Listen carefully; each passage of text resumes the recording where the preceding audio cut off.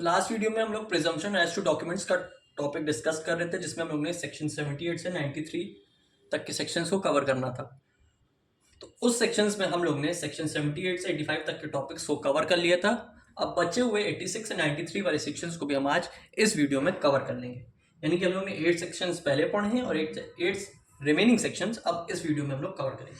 तो चलिए स्टार्ट करते हैं सेक्शन 86 से। सेक्शन 86 बात करता है presumption as to electronic records and electronic signature. क्या बता रहा है इसमें कि हर प्रोसीडिंग में एक सिक्योर इलेक्ट्रॉनिक रिकॉर्ड का यूज होता है। ठीक है, कई बार होता है हम लोग का इलेक्ट्रॉनिक रिकॉर्ड सबमिट करना पड़ता है, कुछ इलेक्ट्रॉनिक सिग्नेचर्स का इन्वॉल्वमेंट होता है। तो यहाँ पे ये बताया जा रहा है कि कोड उन इलेक्ट्रॉनिक रिकॉर्ड को प्रिज्यूम करेगी कि वो जेन्युइन है, वैलिड है, जब तक कि उसके अगेंस्ट कोई स्पेसिफिक पॉइंट में कोई उसके अप्रोप्रिएट कोई एविडेंस या फिर उसके अगेंस्ट कोई एविडेंस ना यूज हुआ जाए या यूज किया हो। क्योंकि जो इलेक्ट्रॉनिक सिग्नेचर होता है वो सब्सक्राइबर के अकॉर्डिंग, मतलब जो पर्सन साइन कर रहा है उसके अकॉर्डिंग वो जेन्युइन और फिक्स्ड माना जाता है, जिससे वो उस इंटेंशन से करता है कि हाँ उसका अप्रूवल देता है वो कि हाँ वो सही है, उस एकदम जेन्युइन है। तो उस वे में माना जाता है कि हमारा इलेक्ट्रॉनिक रिकॉर्ड या फिर इलेक्ट्रॉनिक सिग्नेचर जो होता है वो सिक्योर होता है, एक सिक्योर रिकॉर्ड होता है हमारा। ठीक है, तो उस बेसिस में वो ऑथेंटिक होता है। तो उसमें कोर्ट ये कह सकती है कि उसके जेन्युइननेस के अकॉर्डिंग वो आपका कोर्ट उसको प्रिज्यूम कर ले कि हाँ वो आपका रिकॉर्ड, इलेक्ट्रॉनिक रिकॉर्ड एकदम सही है और उसको एज एविडेंस यूज किया जा सकता है। तो ये था आपका सेक्शन 86। बढ़ते 87 के ऊपर। 87 इलेक्ट्रॉनिक सिग्नेचर के सर्टिफिकेट्स के बारे में बात करता है। जब कोई पर्सन या फिर कोई साइनिंग अथॉरिटी कोई डॉक्यूमेंट में, कोई इलेक्ट्रॉनिक रिकॉर्ड पे अपना सिग्नेचर करती है डिजिटल मैनर में, तो उसको वहां पे सर्टिफिकेट एक प्रोवाइड होता है। हम लोग प्रीवियस सेक्शन में एक सर्टिफिकेट के बारे में पढ़ के आए थे कि वो एक आइडेंटिटी होती है उसकी, उसको ये मानने के लिए कि हाँ वो आपका डॉक्यूमेंट जो है वो जेन्युइन है। इसमें बताया जा रहा है कि कोर्ट उस डॉक्यूमेंट को, उस इलेक्ट्रॉनिक सिग्नेचर के सर्टिफिकेट को वो प्रिज्यूम करेगी कि हाँ वो उसमें दी गई इंफॉर्मेशन सारी सही है, क्योंकि सर्टिफिकेट आपका सही है। अगर सर्टिफिकेट सही है तो इसका मतलब ये माना जाता है कि आपके उसमें दी गई इंफॉर्मेशन भी करेक्ट होगी, वो भी इंफॉर्मेशन सही बताई गई है और उसमें उसके पास उन्होंने, सब्सक्राइबर ने स्पेसिफिक एक एप्रोप्रिएट इंफॉर्मेशन उसमें डाली है। कुछ सिचुएशन में उसको सही नहीं माना जाएगा जब उस सब्सक्राइबर ने उस इंफॉर्मेशन को वेरीफाई ना करवाया हो, या फिर ये कह लिया जाए जो सब्सक्राइबर है उसने उस सर्टिफिकेट को एक्सेप्ट ना किया हो। दो सिचुएशन है जब वहां पे उस सर्टिफिकेट का वेरिफिकेशन ना हुआ हो या फिर उसको एक्सेप्ट ना किया गया हो। उसका एक्सेप्टेंस और वेरिफिकेशन जब ना हुआ हो तब उसको माना जा सकता है कि हाँ वो सर्टिफिकेट सही नहीं है। लेकिन इन जनरल कोर्ट उसको प्रिज्यूम करेगी कि अगर कोई इलेक्ट्रॉनिक सिग्नेचर का सर्टिफिकेट हम कोर्ट में ला रहे हैं तो कोर्ट उसको प्रिज्यूम करेगी कि वो सही है। ठीक है, अब बढ़ते हैं सेक्शन 88 की तरफ।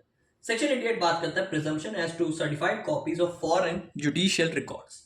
ये यहाँ पे कुछ स्पेसिफिक जुडिशियल रिकॉर्ड्स के बारे में बात करता है जिसकी सर्टिफाइड कॉपीज यूज की जाती है। यहां बताया जा रहा है कि अगर कोई सर्टिफाइड कॉपी हम इंडिया के बाहर यानी कि आउटसाइड इंडिया यूज कर रहे हैं, किसको, सर्टिफाइड कॉपीज की, कहाँ की, जुडिशियल रिकॉर्ड्स की, यानी कि जुडिशियल रिकॉर्ड की कोई सर्टिफाइड कॉपी अगर हम आउटसाइड इंडिया यूज कर रहे हैं तो वो माना जाएगा कि वो जेन्युइन है और वो एक्यूरेट है और वो सेंट्रल गवर्नमेंट के कुछ स्पेसिफिक रिप्रेजेंटेटिव है उनके द्वारा उसको सर्टिफाइड किया गया है, या फिर कह लीजिए उसको सही माना गया है और उसको स्पेसिफिक पर्पस के लिए यूज किया जा सकता है। तो इसमें यही बताया जा रहा है कि कोर्ट उसको प्रिज्यूम करेगी कि आपकी जो सर्टिफाइड कॉपीज आपने जुडिशियल रिकॉर्ड के लिए निकाली है अपने फॉरेन कंट्री में यूज करने के लिए। कई बार होता है कुछ ऐसी सिचुएशन पड़ती है जब हमें रिकॉर्ड की जरूरत पड़ती है, जब कोई सिचुएशन आउटसाइड इंडिया क्रिएट हो जाती है।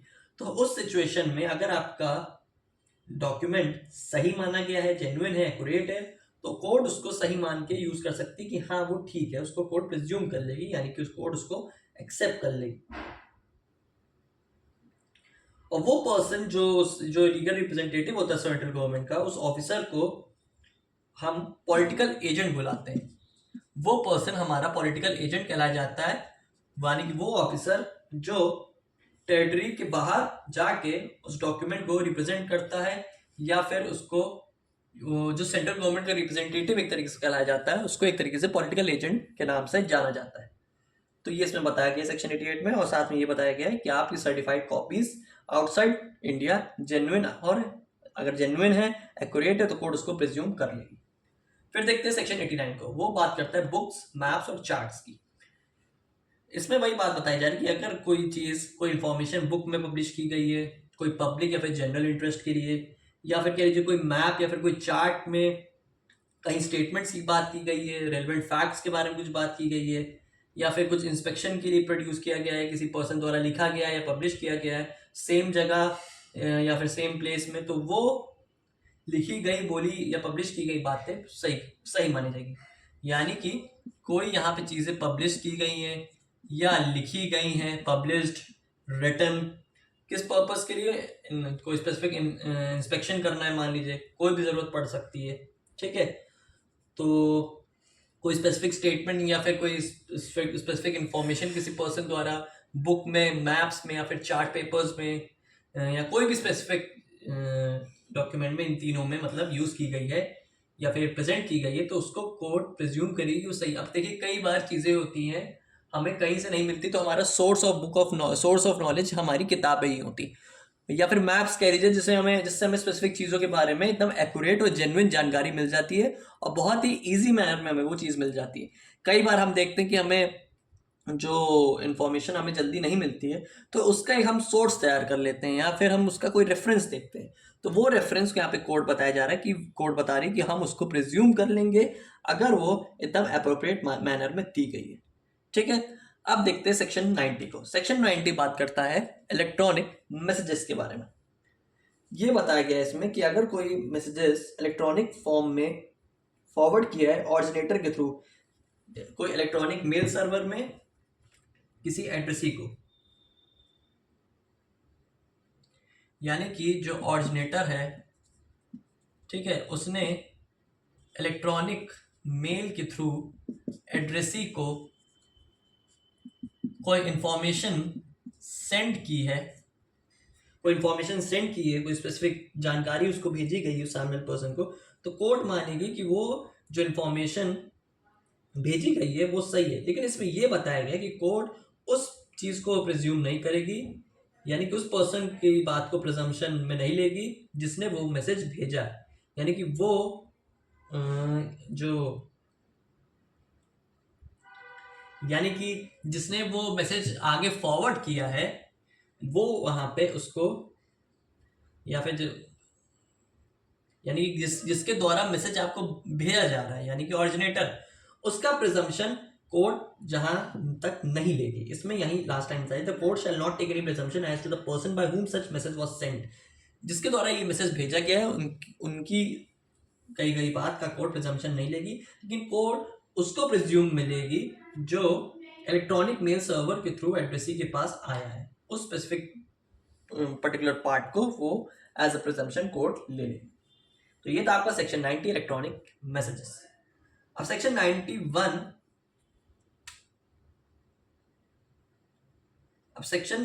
देखते हैं। इसमें यहाँ पे सॉरी 91 मेंशन नहीं, यहाँ पे 91 में लिख रहा हूँ। सेक्शन 91 यहाँ पे बात करता है किसी डॉक्यूमेंट्स के एग्जीक्यूशन के बारे में जिसको प्रोड्यूस नहीं किया गया। Presumption as to due execution etc. of documents not produced. The court shall presume that every document called and not produced after notice to produce was registered, stamped and executed in the manner required by law. क्या बताया जा रहा है इसमें कि अगर कोई document court मांग रही है, जिसको ये कह रही है कि जाके उसको कोर्ट में प्रेजेंट करिए, और वो जो है नोटिस के बाद प्रोड्यूस नहीं किया जाता है, यानी कि एक तो वो प्रोडक्शन के लिए कोर्ट बोल रही है कि उसको प्रोड्यूस किया जाए, लेकिन नोटिस के बाद उसको प्रोड्यूस नहीं किया जाता है, ठीक है, पर्सन द्वारा, तो उसमें वो कोर्ट ये प्रिज्यूम करेगी कि जिस डॉक्यूमेंट को वो मांग रही है वो पहले से अटेस्टेड है, यानी कि उसमें उसका अटेस्टेशन हुआ है, साथ ही साथ उसमें उसका स्टैम्प करवाया गया है, यानी कि उसका स्टैम्प अटेस्टेशन यानी प्रॉपर वेरिफिकेशन उस डॉक्यूमेंट का किया है। बस ये है कि उसमें डॉक्यूमेंट जब मांगा जा रहा है तो उसका नोटिस के थ्रू प्रोडक्शन नहीं किया जा रहा है कोर्ट में, तो कोर्ट उतना मानेगी कि वो स्पेसिफिक डॉक्यूमेंट जो वो कोर्ट मांग रही है वो पहले से सर्टिफाइड है, उसका अटेस्टेशन और स्टैम्प प्रॉपर वे में हुआ है। तो इतनी सी बात सेक्शन 91 में कही गई है, सेक्शन 91 में कही गई है। ठीक है, अब देखते हैं जो दो मेजर लास्ट के प्रिजम्पशन बचते हैं, सेक्शन 92, सेक्शन 93। सेक्शन 92 और 93 हमारा इंपॉर्टेंट और मेजर सेक्शन है और ये मेनली काफी इंपॉर्टेंट रोल प्ले करता है। सेक्शन 92 पढ़ते हैं। सेक्शन 92 बात कर रहा है presumption has to document 30 years old where any document purporting approved to be 30 years old is produced from any custody with the court in a particular case considered proper, the court will presume that the signature and every part of such document which purports to be in the handwriting of the particular person is in that person handwriting, and in the case of a document executed or attested that it was duly executed or attested by the person whom it purports to be executed and attested।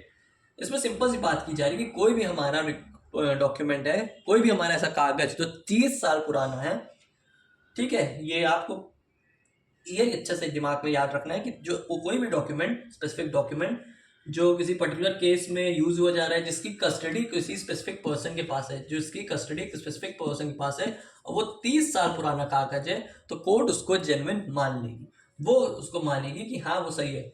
मान लीजिए कोई document 5 साल पुराना है, कोई भी कागज आपका हो गया, घर का कागज हो गया, जमीन का, जो भी मतलब स्पेसिफिक डॉक्यूमेंट है जो कोर्ट प्रोड्यूस करवाना चाह रही है, कोर्ट जिसको मांग रही है, तो वो स्पेसिफिक डॉक्यूमेंट आपका अगर 5 साल का है, ज्यादा पुराना नहीं है, तो कोर्ट उसमें छानबीन या फिर कुछ कह लीजिए कुछ चीजें वो अपना चेक कर सकती है वेरिफिकेशन के लिए। लेकिन अगर कोई डॉक्यूमेंट 30 साल पुराना है और किसी स्पेसिफिक पर्सन की कस्टडी में है, प्रॉपर मैनर में है, हैंडराइटिंग भी उसी पर्सन की है, तो वो डॉक्यूमेंट उसको एकदम प्रॉपर वे में जेन्युइन मान लिया जाएगा और वो उसको कोर्ट प्रिज्यूम कर लेगी कि वो डॉक्यूमेंट आपका एकदम एप्रोप्रिएट मैनर में और सही है।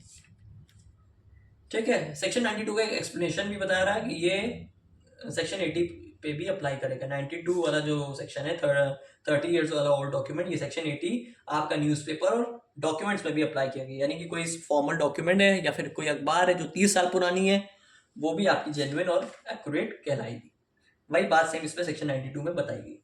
देख लेते लास्ट टॉपिक, लास्ट सेक्शन इस टॉपिक का, electronic record 5 years old। Presumption as to electronic record 5 years old when any electronic record purporting or proved to be 5 years old is produced from any custody which the court in the particular case considers proper, the court will presume that the electronic signature which purports to be the electronic signature of any particular person was so affixed by him or any person authorized by him in this behalf। कहने का मतलब है, देखिए पहले यहाँ पे केवल कागज की बात की है, सिर्फ डॉक्यूमेंट है, और यहाँ पे क्या आ गया, इलेक्ट्रॉनिक रिकॉर्ड। दोनों में काफी डिफरेंस है, वहां पे आपका नॉर्मल हार्ड कॉपी है, यहाँ पे सॉफ्ट कॉपी की बात की जा रही है।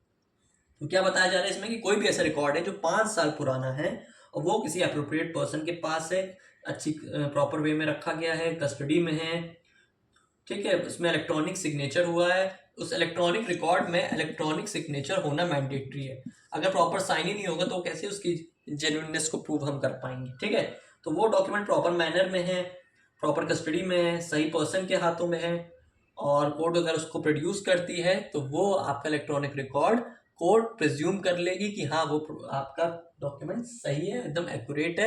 लेकिन यही है कि उसमें सिग्नेचर होना चाहिए और वो 5 साल पुराना होना चाहिए। 5 साल तक का पुराना आपका इलेक्ट्रॉनिक रिकॉर्ड कोर्ट जेन्युइन मान लेगी। तो सेक्शन 92, 93 इंपॉर्टेंट सेक्शन थे जो आपको समझने अच्छे से जरूरी थे।